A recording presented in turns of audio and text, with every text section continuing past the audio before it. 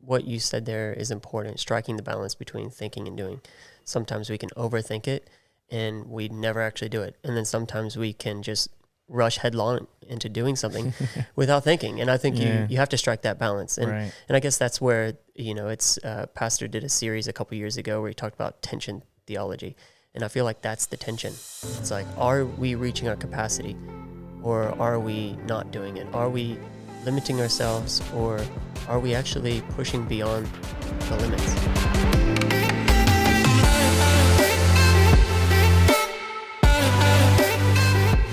Well, it's good to have you back. It's been a bit.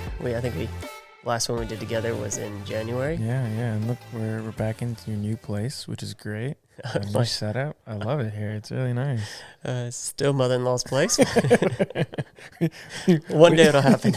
We decided to do another room because maybe and more relaxed. Had the hats on. We're like, let's leave the hats on. And get a bit more relaxed. But absolutely. Yeah, we had a look at that house today at my house being built, and it's exciting. Finally, a little bit of excitement. Yeah. It looks like things are actually going to happen. So hopefully those are done in the next few months, and then we can actually have a set studio where we're not spending 30 minutes to an hour setting up. It's funny. I was in the house, and I'm like looking at the garage. I'm like, oh, so is this where we're going to put? And you're like, nope. It's going to be upstairs. Yeah. We have a dedicated room. Yeah, remember she let us in.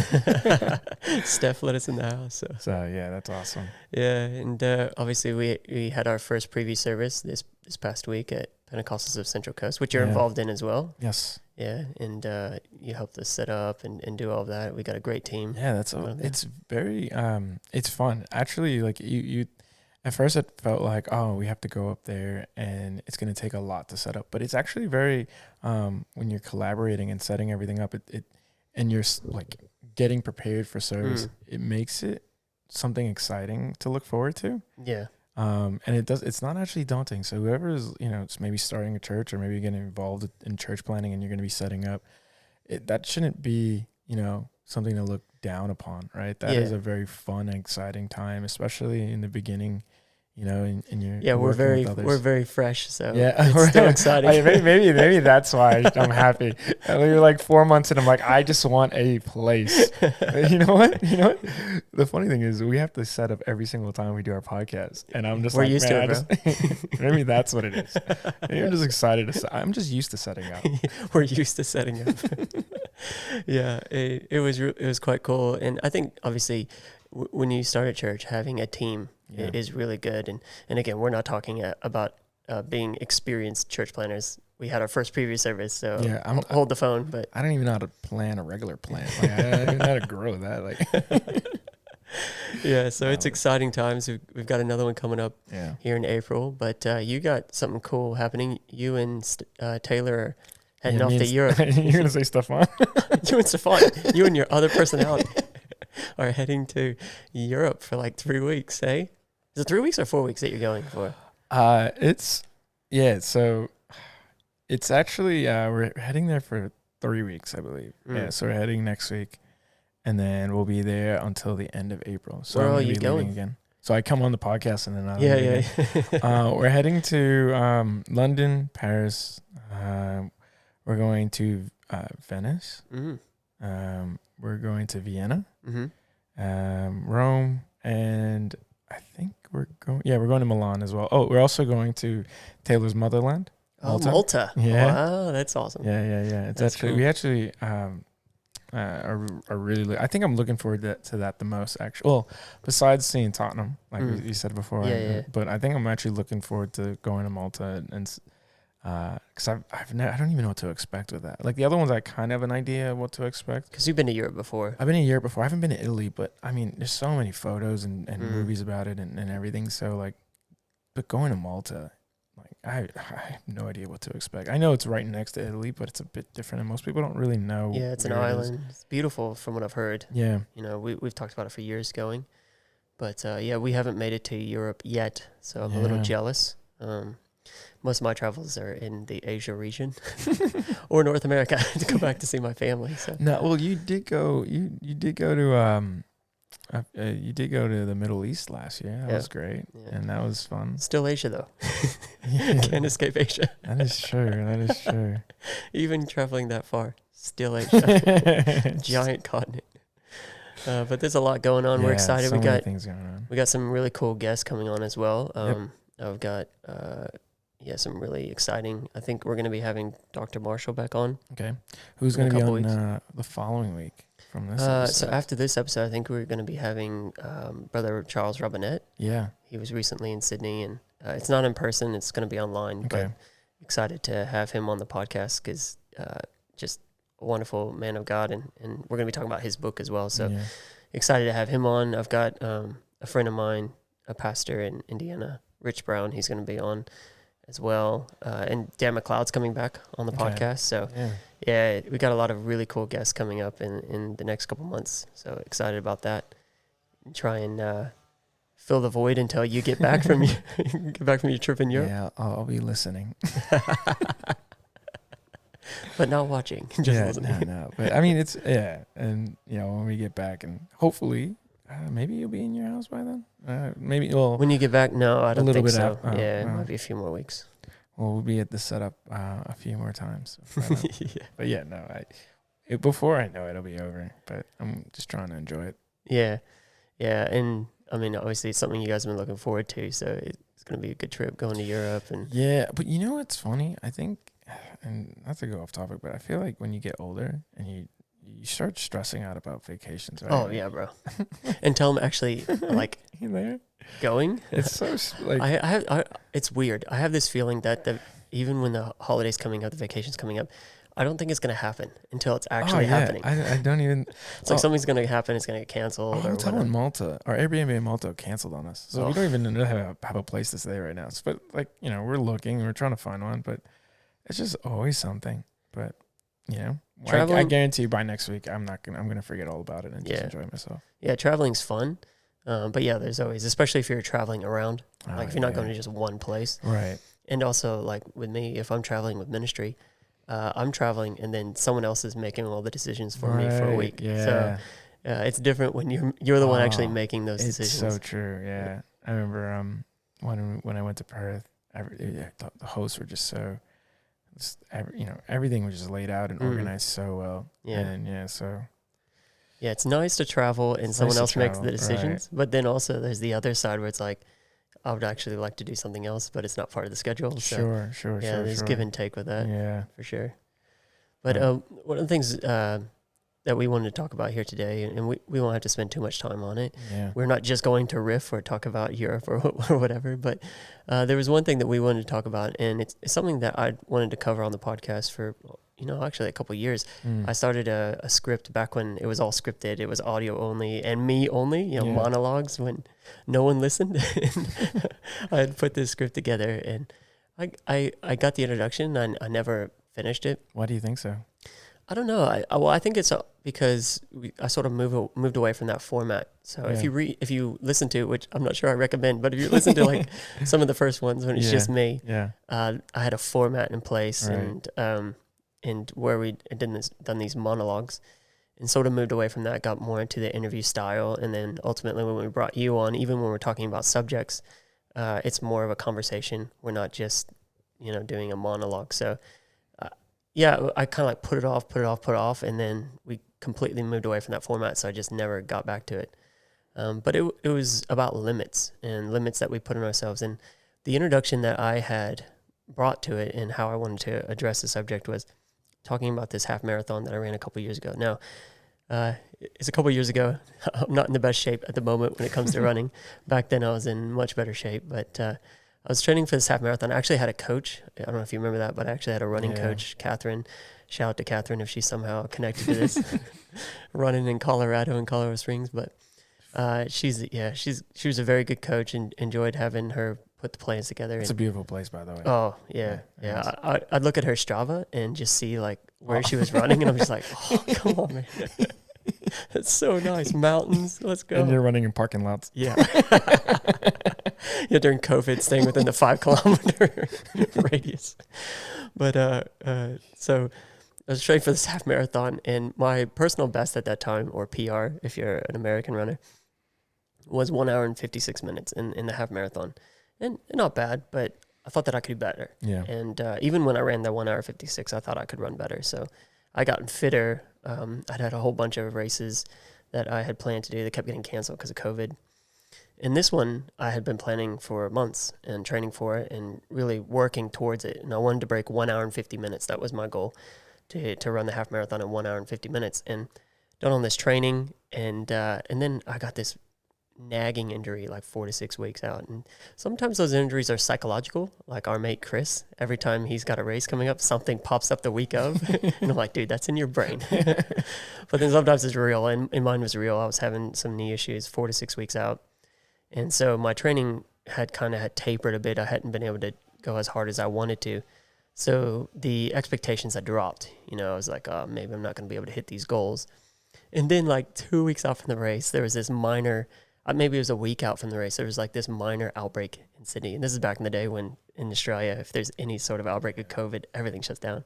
So they canceled the race, canceled everything. And I'm just like, oh, man, it's just not going to happen. And I was like wallowing in self-pity. And then I just made up my mind, you know what? I'm going to regroup. I'm going to do this run. I've been working hard for it. You know, I owe it to myself to at least give it a go. So I did a solo effort and got out and, you know, did the thing, set it up like I would, like a normal race. You know, I had got up early, got my calories in, walked down to where I was going to start and started it. And I got like a kilometer or two into the run.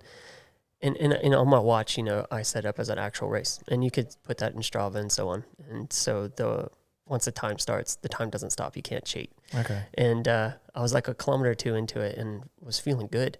And I'm like, oh, wow. And I'm looking down at my watch and I'm like, okay, yeah, this is doable. And it was around like a 5:20 pace, which is what I wanted, you know, 5:20 per kilometer, which is what I wanted to hit my goal. And I just felt better. So I go a little bit faster, halfway through the half marathon. And I'm like, man, this is doable. And ended up the last 5 kilometers was my fastest 5K of the 21Ks. So in the last 5 kilometers, I was killing it, under 5 minutes per kilometer, which is, for me, is great. And ended up running it in, I think it was like 1 hour and I think it was like something like 43 minutes, like just destroyed the goal that I had set. And it just got me thinking, it's like, I wonder how fast I could have actually run that if I had from the outset pushed myself as hard as I could. Because you don't normally, if you watch a professional runner run a marathon or a half marathon, they're just hanging on. Right. You know, it's very rare that they'll have a negative split because they've gotten all of it out there. You know, they've pushed really hard in the first half, and then they're sort of like hanging on towards the end. Right. Whereas for me, it was like I was surging towards the end, which means I had more in the tank. And it just made me wonder. I was just thinking about that, and I thought about, you know, how often in life do we limit ourselves based on the expectations that we set for ourselves? We probably don't even think about it. Like, we don't think about how many times we do limit ourselves. It might just be, you know, something that we just do subconsciously. Yeah. Yeah. And it's like, you know, I have this idea of what I can do, but is that really what I can do, or can I do a lot more? Like, and again, this was brought back to my attention on the season that we're currently in, you know, my family, you as well, being involved. And I was thinking back to a couple of years ago when I thought it was really busy, pre-podcast, pre-church plant, pre all this, you know, at POS as the administrator was busy. Ministry was somewhat busy. Family, we had 2 kids. And I thought, man, this is the most I can get out of myself. Then throw the podcast in. And it's like, okay, well, I think I'm doing really well. And then now we're throwing in this and but each time it feels doable. Right.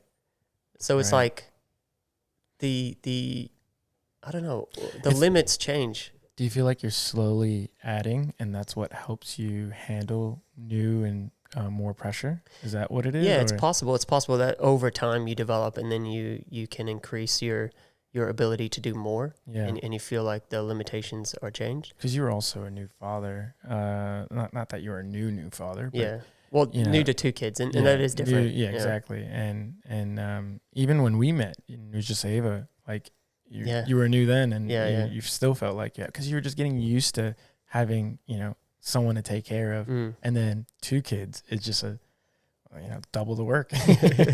So, and then now you're like getting the hang of it. They're getting the hang of it. You have a kind of a structured routine. You can then add more onto your plate. So it's not like you added it all on your plate right away, but it was a more gradual process, right? Yeah, and I think that's good. I think it's good to be wise about that. Yeah. You don't want to just rush into everything. No, for sure. Yeah, and building up that, it's similar. You would know this, especially when it comes to weight training. Right. Progressive overload. Exactly. And you're going to build your max, or you're going to build the amount that you're able to lift over time. Right. And so because you're doing these gradual increases, then you can do more, right? Right. And I think it's really, the point is that you can always do a little bit more each and every time. It's, you don't have to do, if you're constant, and that's good. You're not declining, but after a while, it's always good to kind of touch yourself and add something new to your plate. And that's only when you're, when you feel comfortable. When you feel comfortable, then you can add that in. But in your case, were you comfortable at that time? Yeah, exactly. And that's where I think there's two sides to it. I think there's the side that we've presented just then, which is gradually increasing what you're able to do, gradually taking some more limits off of what. But I think also there are times where we limit ourselves, where it's like, I could do a whole lot more. It'd be like going back to the weight training example. You see someone who can clearly lift a lot more than they're putting on the bar. Yeah. And they're limiting themselves by their own. Like it's so funny, because some days like you feel like you can, some days you can't. But I think ultimately, like when you go into a session, a training session, and you're already thinking like, I want to do my best, and my best is better than what I actually think. It's like it's sort of like a mental game. It's so weird. You can then start testing yourself. Yeah. I'm pretty sure that's what you kind of did with your training while you're running, right? You were like, okay, I think I can do it. And then you were getting better and then better and better and better and better. So like, it's sort of like a mentality that you were getting at, right? Just whatever you do when you go into something, just don't have a cap on it. Yeah, I just think it's important that we don't put the limits on ourselves to the point where, especially when it comes to things that are spiritual in nature, that we don't allow faith to step in and help us to go. And again, there's caveats to this. You can be overloaded. Right. You can experience burnout. Those things are possible. But I feel like there's a lot less cases of burnout, and a lot more cases of individuals who are not actually experiencing the potential that God has for them.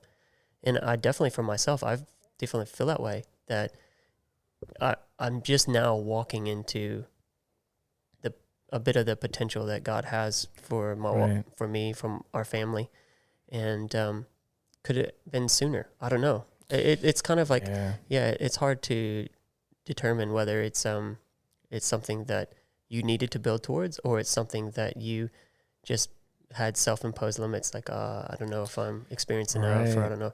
And it gets back to, I mentioned this at our small group on Wednesday up on the coast. I was talking about something that Dr. Norris said to me in the interview that I had with him. And he was talking about like learning about the Bible. And of course, this man knows the Bible. He's got a doctorate, and he's been studying the Bible his entire life. If any man knows scripture, he does. And he made the statement, he said, no one will ever be able to represent God the way that they would like. Like, you never get to a point where you're like the perfect representation for God. And that's why it's important to continually learn and to continue to stretch.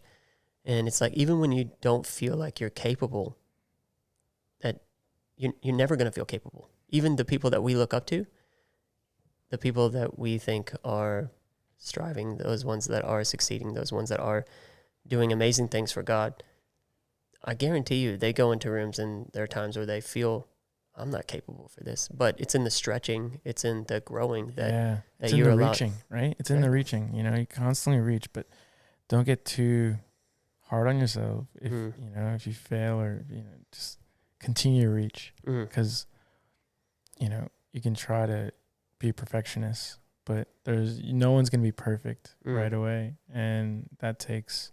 And oftentimes we hold ourselves back because we don't feel like we're ready. Yeah. And again, all this is sort of building on what I spoke about with Simeon Costa last week when he was talking about God dreams, and often Yeah. we don't fulfill the dreams that God has for us simply because we're too scared, or we're fearful, or we hold back, or we limit what we think God can and will do through us.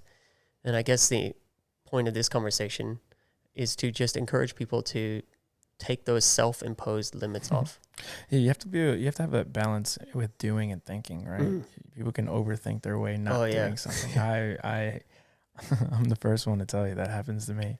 And then my wife, Taylor, she is a doer. If she has her mind on something, she will do it. And it might not be perfect, but she works so hard that eventually the repetitions, she gets really good at something.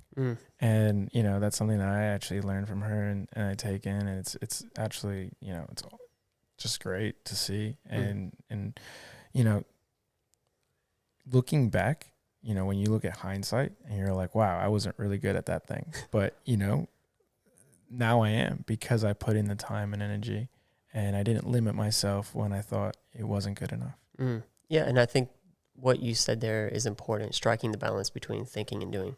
Sometimes we can overthink it and we never actually do it. And then sometimes we can just rush headlong into doing something without thinking. And I think you have to strike that balance. And and I guess that's where, it's Pastor did a series a couple years ago where he talked about tension theology. And I feel like that's the tension. It's like, are we reaching our capacity, or are we not doing it? Are we limiting ourselves, or are we actually pushing beyond the limits? And so it's important for each one of us to I guess look inside ourselves and see, because I think I think we know. If we actually think about it, we would know, am I actually reaching the potential that God has for me? Am I limiting myself, or am I not? Well, those are actually, let's actually touch on that, right? You said we all know, but what are some questions that we can ask ourselves? You kind of just said two of them right there, but what are some general, I know it's probably like a very, it might be situation to situation, but what are some general questions that we can maybe ask ourselves that can, let us reflect on, oh, okay, I might be, limiting myself in this situation? Yeah, I think some of it would have to be something that Tyler Sullivan said a couple weeks ago. He was like, if your dreams don't scare you at all, then are they from God? Like, does it even require faith to fulfill what you are doing? I don't think there was any, looking in the Bible, was there any like will from God where the character was like, ooh. Like, was there a plan that God had for an individual where they're like, plan, I can easily do that, no problem. Like Moses, like, yeah, no worries, I can do that, easy, no stretching involved. And I think that's important. Like, am I allowing myself to be stretched? I think also take a good look at your time. What are you spending your time on? Am I wasting my time? And again, we were talking about this the other night, where sometimes we go hard on social media and be like, oh, you're wasting your time on social media. But if you're a doer and you're doing a lot, sometimes that social media can be a little bit of a small escape for you if you need it. So again, it's about striking a balance. But are you wasting your time? And are you doing all that you can do? Or is it just you're checking the boxes, you're getting through it, there's no real purpose, there's no real drive to your life? I think those sorts of questions are important to think about. And also, I think you can talk to leadership as well. I think it'd be very important to get someone who is an oversight in your life and ask them, hey, what do you see? Am I fulfilling the potential that God has for me? Am I doing all that I can do? What more can I do? What more? And I think, man, any pastor that has that conversation, they would be excited about that. And or any leader, youth leader, whatever. Yeah. They would love to have that conversation with someone, because then they can say, I think you're doing very well. Or they can say, hey, these are some things that you can do. And hey, actually, we have these things that you can do. But that right there, each leader, each pastor, each mentor, why they get excited about that is because maybe like in their life, it's so evident, right? So it's such a real thing in their lives. They, in order to get to that position, they needed to, take a hold and take a command of that part aspect of their lives, so that they're making sure they're doing the things needed in order to get to that position. Yeah. And they've walked that road. And Yeah. so like I'm not that, POCC, right? Like Exactly. in order to get to POCC, you needed to make sure that you prioritize things. Like behind the scenes, I know that you sacrifice a few things. And those sacrifices allowed you to have the time and an ability to work on Pentecostals of Central Coast and, start this work. yeah. Right? Yeah. And again, if you're filling up your schedule, sometimes there are sacrifices you have to make. And also like, connecting yourself with people who have already done, if God's given you a God dream and there's people that around you that are already walking in it, or people around you that you see have been successful in the field that you're interested in, it'd be good to be connected with those and see what did they do, ask questions, that sort of thing. Being connected with my pastor for the last 14 years and seeing his, for lack of a better word, capacity continue to grow. Right. When he took over, he was assistant pastor, then he's senior pastor, then he's senior pastor of a larger church, a growing church, and then he was overseas missions director. Now he's general superintendent. So it continues to grow, and each time he's having to grow. I talked about that with Sister Harvey as well. So I think it's important that we try and reach our potential. Is there anything that you'd like to touch on or close with as we talked about a lot of things here today? I don't know. I guess maybe close with the idea that we need to take the limits off. Yeah. Don't limit ourselves and actually reach for what God has for us. There's so much more out there for us, I believe. And again, take this with a grain of salt. I'm a bit passionate at the moment with what's going on, and you might continue to follow this podcast 6 months down the road, and I'm just sitting there like, say no, learn to say no. Who knows? But where I'm at the moment, there might be a pastor out there that's listening to this and like, oh, I've been there. I see what he's saying. I see what he's seeing. But just wait, young whippersnapper. It's going to get harder. But I guess, my thing is where I was sitting 2 years ago before we started this podcast, before I started filling up the schedule, traveling a bit more, and then now starting this work, I felt like I was doing a lot. I felt like I was accomplishing, but there was this nagging feeling that I wasn't doing enough, that there was more.